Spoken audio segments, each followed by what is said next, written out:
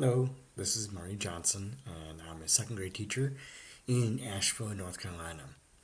So, at the conclusion of my 6 week intervention with my intervention students, I'm really proud of the progress that they all made, particularly my target student. The deficit areas that my intervention group had, for the most part, was in decoding multi-syllabic words and words with different vowel teams, extending their comprehension just beyond the surface level of text, and also reading fluently and accurately.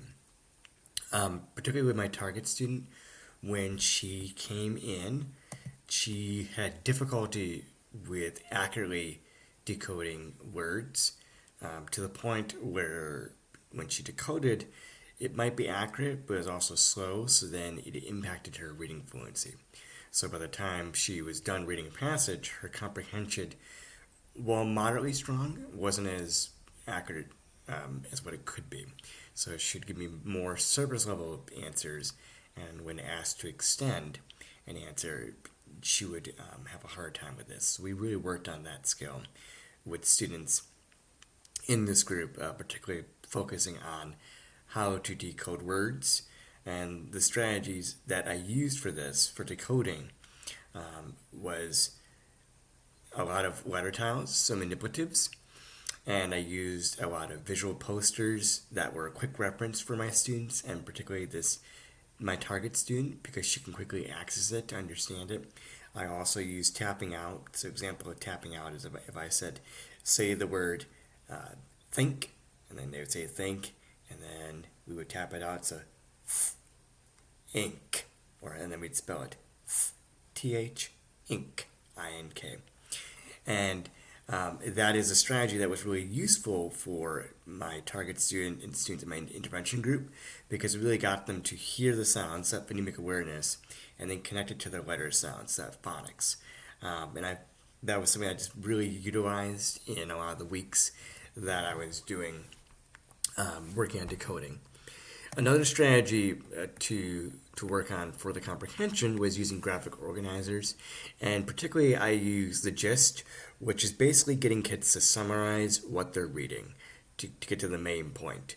And that was really useful because a lot of times when we were reading a passage, I would ask them what the main idea was, or what was the point of what they just read, or what were the main things that happened.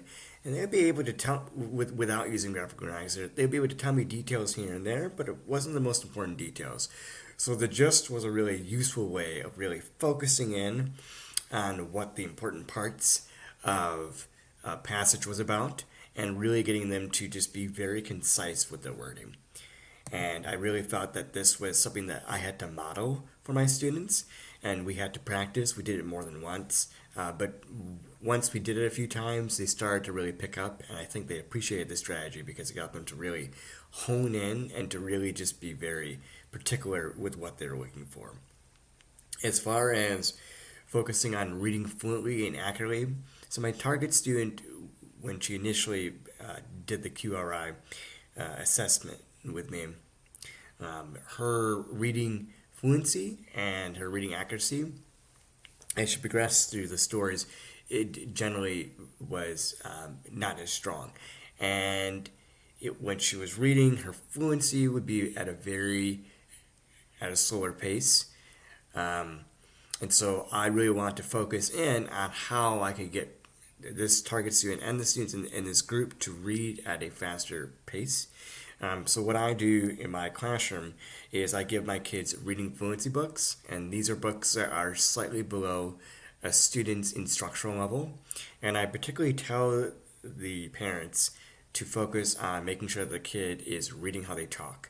So reading with expression, reading at an appropriate pace, and reading the words on the page, not adding in words or not leaving out words.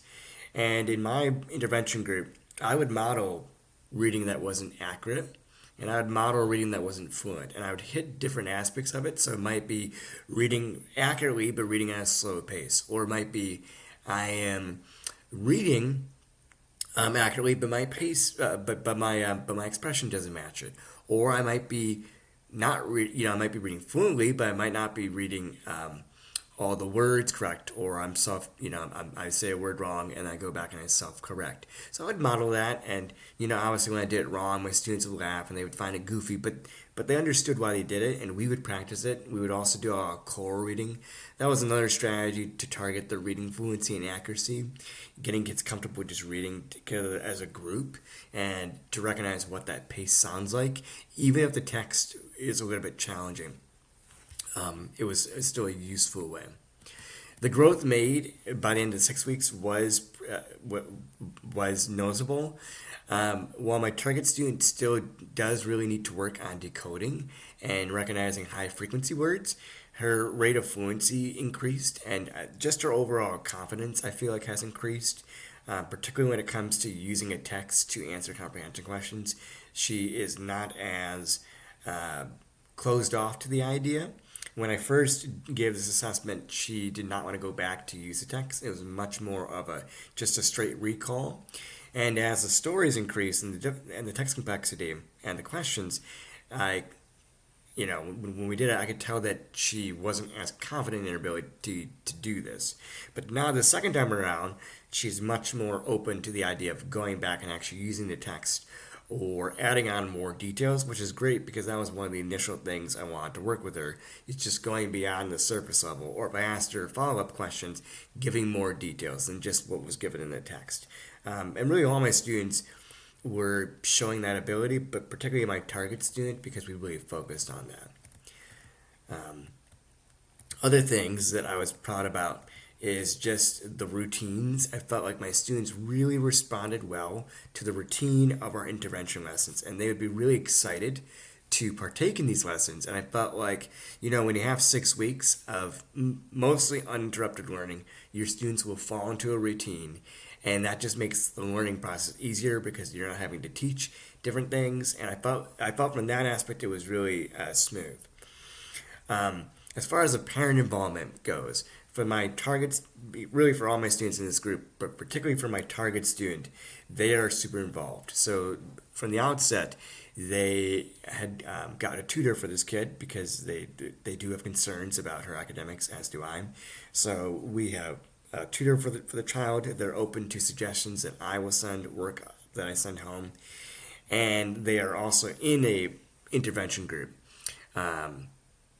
at the school. So they're really getting a lot of supports, but they're very good about communicating it. And so with all three of those components, I think that also contributed to this student's growth. And as for the meeting that we're going to have next week, I think that the data will show that these interventions are working. The data does show that these interventions are working, but that continual effort, especially in decoding and recognizing those high frequency words, so that word recognition piece, is going to be the key that's going to ultimately help my target student to flourish when it comes to really extending their reading comprehension. And just some observations I kind of noticed. I really noticed that in the small group setting of 5 to 6 kids, they really gel together as a group.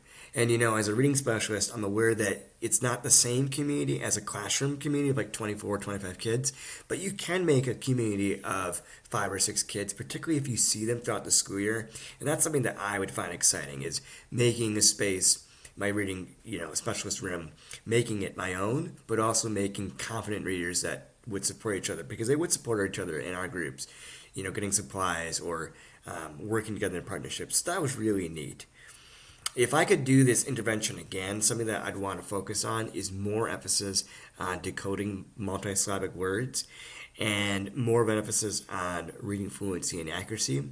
Sometimes I feel like I jumped too quickly to reading comprehension because I know that's the ultimate goal, but we also want to create readers that are reading fluently and accurately.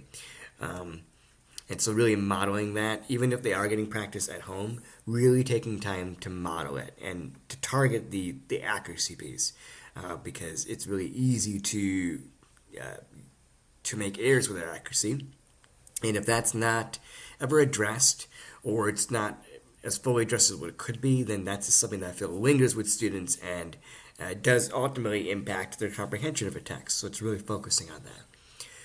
As far as my meeting for next week, for the MTSS, I'm excited to show that growth, but things that I want to keep in mind is having materials prepped and prepared. There's no worse feeling than you think you have all the materials and then there's that one thing that you don't have. So just making sure I'm prepped, and then also making sure that the time management piece, and this includes having phrases or conversation starters to really keep the meeting moving in a positive direction, and to not be afraid to deliver news about where my student still needs to work. I think, even though they have made progress, it still is my responsibility then to lay out the data. This is what it shows, and these are the areas that we still need to continue with her, and to not be concerned about how that'll be the feedback given. I think it's being confident in the work that I did with my students, and particularly this target student of mine, being confident in that, but also recognizing that while we have growth, there's still work to do, but we are a team, and that this is still possible and it will happen. So there are a lot of takeaways. Overall, I'm happy with how this intervention group worked. There were some unexpected times of where we couldn't meet because of just scheduling issues, or we had a lot of snow days too that were sprinkled in, so that made it difficult. I think I was running up against about different interventions that happen with students, so that scheduling piece is tricky to get in. So I wish I had more time. But I think overall, this was a well spent 6 weeks, and I'm really happy with the group that I've had, and happy for what I learned, and I'm excited to share that data and to continue to work with my students to see them succeed. And I hope that you have a nice evening, and thank you for watching my takeaway video.